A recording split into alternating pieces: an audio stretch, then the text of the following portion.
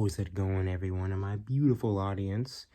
And welcome to a different kind of video. Today we are doing a not a top 10, whoopsies.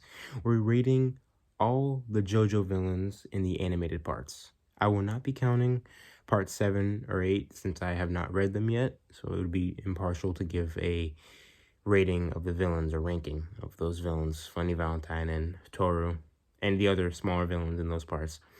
But today we'll be covering the main villains, parts 1 through 6, in celebration of part 6 finale. Oh my gosh, that finale was beyond insane. Oh my god. I got spoiled a little bit on that. Not the finale itself, but like in Maiden Heaven and the Heaven Plan.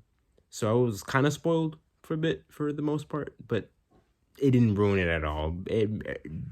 Everything else surprised me, and I was, oh god, it was so hyped, and it was so sad at the end when they played a roundabout. Oh, spoiler warning, by the way. Hope that was kind of apparent after I said it was in celebration of part 6 finale. But hopefully you didn't get spoiled, and if you did, apologies. But go watch it immediately and try to cleanse what I said from your memory. Anyway, let's hop into this ranking. We'll be covering the main villains. Unfortunately, Wamu and AC/DC will not be being covered. Maybe I'll give a separate ranking for the smaller villains of each part. But let's just get into it. Number 6. It's gonna have to be part 1 Dio. Now, I don't want to give any hate towards part 1 Dio. He is, when you're watching the part, pretty great villain. He plays the pure evil trope pretty well. Pretty sad upbringing, but from his perspective, he's making the most of it, and he's becoming the apex of society. He threw aside his humanity because it was making him weaker, and that was a pretty cool driving line for a villain. But the reason he's number 6 is not because he's any worse as a villain. It's just the fact that every other villain just gets better and better throughout the show. Now, the rankings may not reflect that because I'm probably going to put some villains in a higher spot than the others. They'll share different parts. But for the most part, they get higher in quality as the show goes on. So Dio was just a product of being the first in the series. Just like Jonathan being the first Joestar and being not most of the JoJo fandom's not favorite Joestar, least favorite Joestar. Although I will give it to him, the instant freeze, and I believe it's the Ripper Stingy Eyes, I think the move is called. Pretty sick moves for a vampire villain against Sun power Hamon warriors. Like, really cool interaction, seeing him come back from him and JoJo's first big fight at the Joestar Mansion and just flexing on JoJo and Zeppeli, and him claiming that he's 5 times stronger than JoJo and him combined was pretty scary. I'll be honest, I was like, you went from losing to a human, like almost peak athleticism, though I'll be honest, JoJo's crazy. Jonathan, excuse me, let me correct myself. To surpassing, I don't want to say Zeppeli's a Hamon master, but he may be, he's not a showboat. He's a really strong Hamon user. So, like, that was mind blowing. And then obviously Jonathan, sneaky tactics, caught up and got Dio. But Dio got him in the end, so I'd actually count part 1 as a win for Dio. Because he did steal Jonathan's body, he did live on, he did defeat Jonathan, so technically one of the only villains who succeeded, aside from Pucci. Alright, number 5. I'm gonna have to give this spot to Cars. Now, trust me when I say this, I am a pretty big Cars fan. I'll be honest, I wish he got more screen time in the anime, but just part of a race who wanted to bring his race higher, but they were like, nah, we're not going to do that because of what might come. And he was like, screw y'all then, and just clapped everyone, who was against him, which was 98% of his race. The only other two, AC/DC and Wamu, stayed beside him. I think Wamu was like younger when he did that though, and AC/DC and him were kind of leading it. But yeah, no, just decided to just clap everyone else because they didn't agree with him. They didn't want to go on with his plan to improve him and make it better. It was going to require some bloodshed, but come on. So that was pretty raw. I do love his brilliant bone blades. That is a pretty cool move. And that one scene in which episode it was, but when Strawheim came back and you got to see a close up of his blades, and it was like little chainsaws rotating. That was sick. I was like, oh my god, this guy, he has that energy on him. He's just cars, man. And then getting to perfect cars was a sight to behold. Everyone was like, no way. He's become the ultimate being. No, he can't be stopped. And he started using Hamon to flex on Joseph. That was sick as hell too. And then when he got blown up by the volcano, and then he actually like hardened his skin using some creature who was kind of lava proof but not actually lava proof, and he got burned up, but he had a second layer of protection and came out unscathed. I was like, okay, Kars' brain is actually just has the size of a galaxy. And that one meme shot of him with the background of the galaxy as well. Iconic. But yeah, no, Kars takes the number 5 spot. Number 4. All right. So number 4 is where we cross the threshold of cool villains to these guys are pretty bad, and then the top 3 are kind of like top dogs. So I'm giving number 4 spot to Diavolo. Diavolo, for the most part, was an interesting villain. Because from the get-go, you didn't really know his identity, which is the whole point of most of his characters. That is, as a gang boss, he doesn't want anyone to know his identity because of the secrets that he holds. And the fact that he pairs in a soul with Doppio, and Doppio has his scenes where he's calling the boss, where he's actually talking to himself, quote unquote, is really fun. And it's just cool to see their interactions and how they kind of treat each other despite them being in the same body. And I've always liked the dynamics of Diavolo having, King Crimson, one of the strongest stands in the show. No debate on that. It's very obvious from, scaling and just abilities in general that King Crimson's time skip and Epitaph is some of the most broken abilities in JoJo. Very few abilities can actually counter that or stand up against it. But that's not what this video is today. It's here for. Probably another video I'll talk about the top 5, top 10 stands and, scaling those stands and things like that. But King Crimson overall has some really cool fights. Obviously, the ones coming to mind are the Bruno fight, the Risotto fight, and the final fight. The final fight, for the most part, is cool. It doesn't really, instantly pop up in my memory, though, for the most part. It's just the Risotto fight and the Bruno fight, because they're just some of the most notable fights for me. Doppio fight for just the raw imagery, we get from it, the, big brain plays we get from Diavolo, and then Risotto himself is one of my favorite designs for a character in the show, period. He's just so cool. Oh my god. For those of you who don't know, Shadow the Hedgehog is my favorite Sonic character, so you kind of see where I get my feelings for Risotto from. But Diavolo is a sick villain, man. Stand, one of the cooler stands of the show for me personally.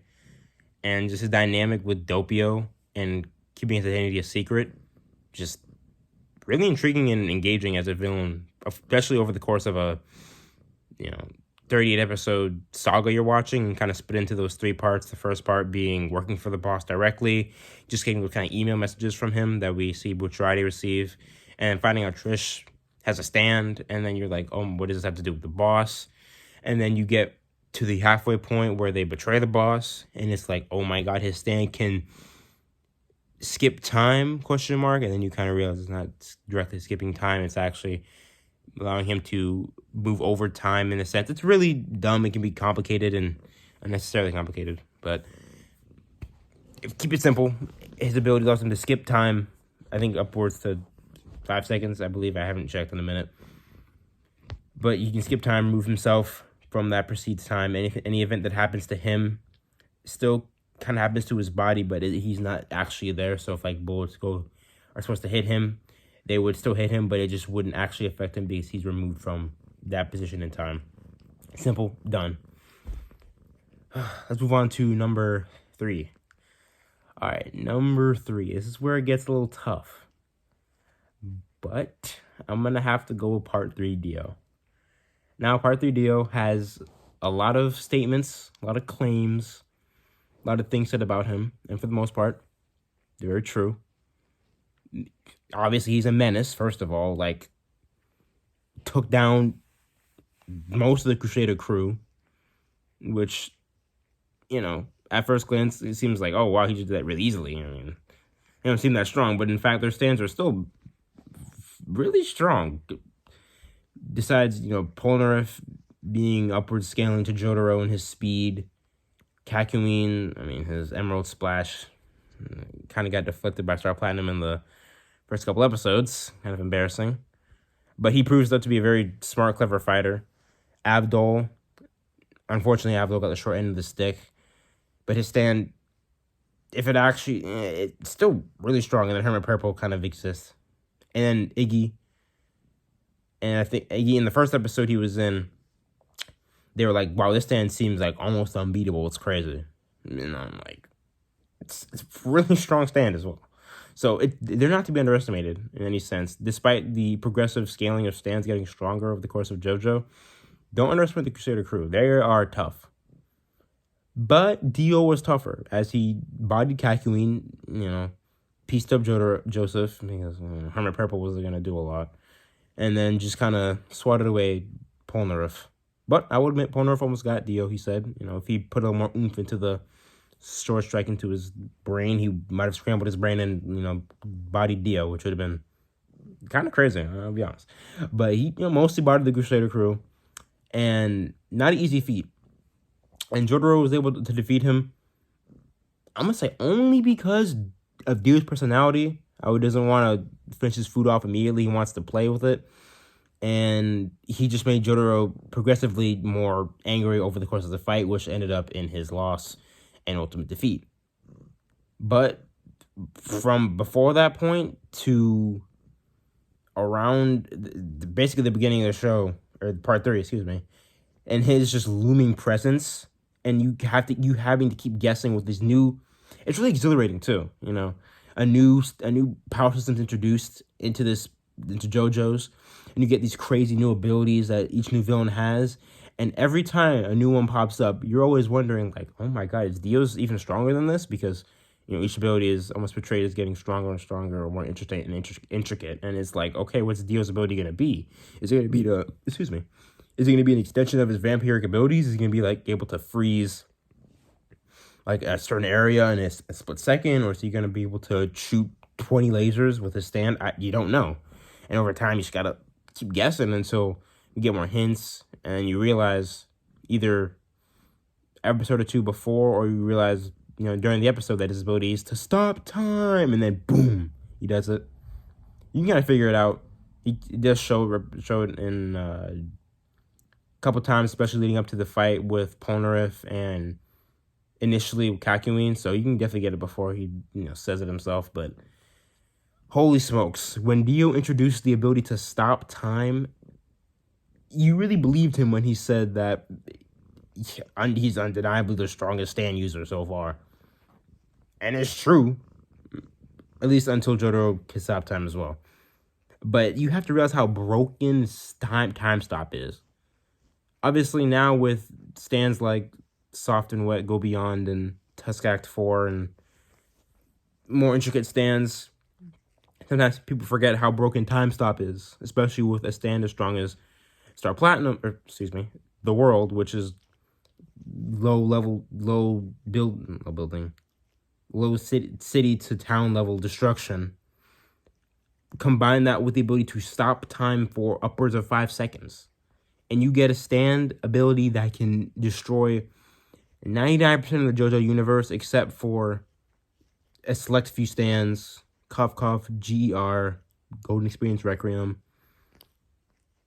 King Crimson, depending on your debate, depending on your argument, because some people argue you can stop time, and then maybe Diavolo skips time, and then Dio stops time. Does he get affected in the skipped time, or if can Dio activate, or Jotaro, if you want to use him either, could stop time and Diavolo activate at the same time? What happens then? There are a lot of weird arguments you can make between time stop and time skip, but I'm just leaving that for now. And undoubtedly one of the strongest stand users still to this day. So I'll gotta give that to Dio. Badass. Except for the stuff he does on the side. Not that cool. But other than that, he's freaking awesome. Alright. Number 2. It's going to Yoshikage Kira, or Kosaku Kawajiri.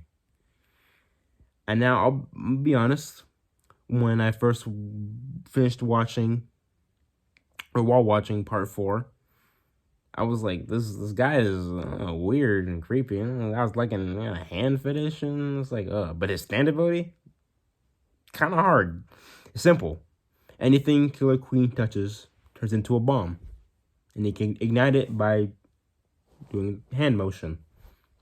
Simple ability, right? It's just it's the way that he utilizes the stand ability and how deadly you realize it is in the many fights he's in. First one, Shigechi fight, body Shigechi, Killer Queen already touched the doorknob. You know the story, you know the drill. You're like, okay, wait, he can get stuff done. Shigechi kind of he took that other explosion. You know, he's kind of falling apart a bit, but he kind of ate that for the most part. And then the second one just disintegrated him. And then it really kind of starts hitting you that this serial killer with the ability to blow someone up is like a match made in heaven. And it's like, okay, wait a minute. This guy is a much bigger threat than I had bargained for. It's a stand user who's a serial killer who can blow people up just by touching them or touching objects that he can make blow up, and then by extension blow them up. And then after that, we get one of my favorite fights of the part, Jotaro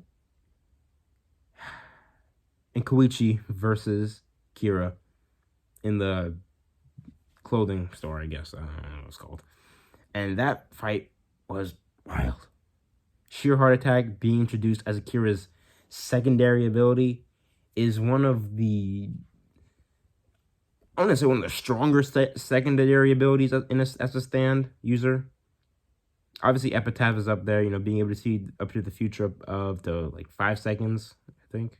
5 seconds? I'm just going around 5 seconds. That's a general marker. It's crazy. You can kind of plan around that. Well, actually, you can still plan around that. I wouldn't say it's just exclusive to skipping time when you need to, for Diavolo. But it's one of the upper echelon of secondary stand abilities, because explosive power is enough to clock out Jotaro for a good minute, and it's able to just get shit done. Obviously, it's very simple. It just moves on to the closest, warmest heat signature in its vicinity, and most times it's going to be a human over other objects, unless you start a fire and then the fire goes out. But the fire is going to get blown up by a heart attack, and he's going to go after the next warmest temperature. And the secondary ability itself kind of knows that wasn't, if it was like a human explosion or not. It was after it blows up the fire, it was like that wasn't a body, that wasn't like human temperature. So he's like keeps going and hunting down Koichi and Jotaro. And it's just so scary too, because it just never stops. Even after a I would say definitely rage boosted, amped. Jotaro, when he's trying to break sheer heart attack with in time stop, it just tanks that, it just eats it, and then it comes back and it's like you took blows from a stand that was boxing with Prime the World. Obviously, Jotaro in Part 4 is a little rusty. His time stop's shorter, and I don't think Star Platinum's not as physically strong, but it's still no pushover in the sense. In that sense, of the word pushover. So, short attack, crazy. Durability is insane. Explosive power is wild as well. And just, if he had used it, or if he had the ability to use it during the third act of the part, it would have been over. Like, I don't see what's stopping Shard Attack except the hand. But we have to hope Okuyasu is paying attention and fully aware if decides to use the hand against Shard Attack. Because he can just swipe away. And at that point, if that happens, then Kira's hand is gone. Left hand is gone.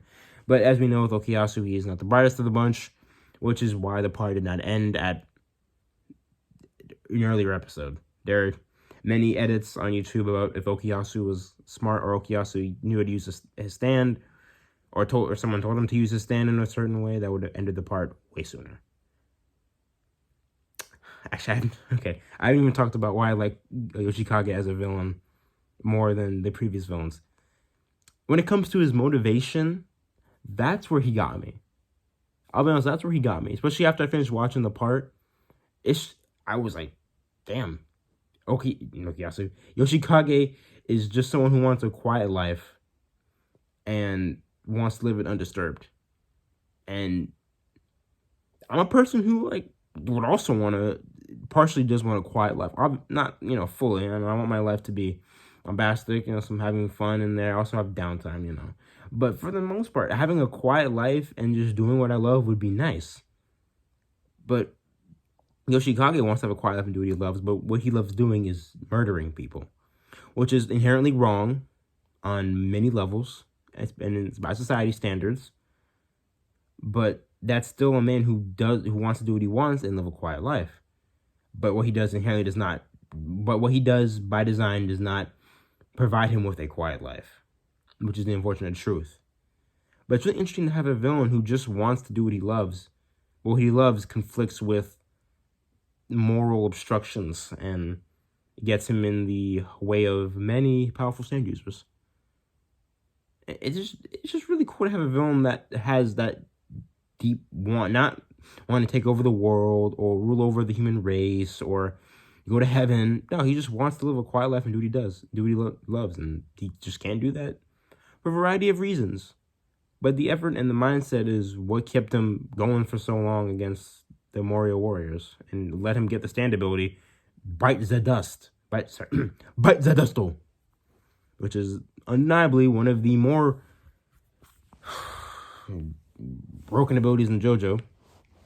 If he had, used that more cunningly, more cunningly, that works, then he would have been unbeatable. But, he had to get defeated by Justice and Hayato and, the whole squad, which I'm happy he did. So they all didn't die because we need them for later parts of the show. But, yeah, no, number 2 villain right there. Love him. Now we move on to number 1. And no, he's not number 1 because the finale of Part 6 just came out. Actually, who am I kidding? That is the reason he's number 1. Just what Pucci represents as a JoJo villain, I absolutely love. First off, one of the things I love is that he going from Dio's plan to go to heaven. Having Dio be a crucial part of the story again was awesome. One of my favorite villains being pulled back into the story in a smart, cool way was awesome. Because it was, obvious that Dio wasn't, a dumb person. And the fact that he had developed a guide to get to heaven with the stand, the world, which could stop time, only, ceased to that his want to evolve and grow his ability. And that's something I did like a lot as a Dio fan. But it's the fact that Pucci... Alright, after batch 2, Pucci was pretty cool villain. He's definitely around the middle of my tier. Still below I think he was like tied with Diavolo. But with this most recent batch, seeing his backstory and what he went through and what he was willing to do to reach heaven and attain his goals, just made me respect him a hell of a lot more than I did at batch 2. And the fact he got what he wanted, he pretty much won, was mind-boggling. So, like, it hurt me because everyone died, everyone got bodied except Emporio. But that shit was like, you know, it was a curtain call, woke me up, it hit me hard. I was like, fuck, man, he just beat everyone's ass. But it's the drive, motivation, and he just took every step he needed, and gravity, fate was on his side. It allowed him to get to that point where he could get made in heaven and win. That's all.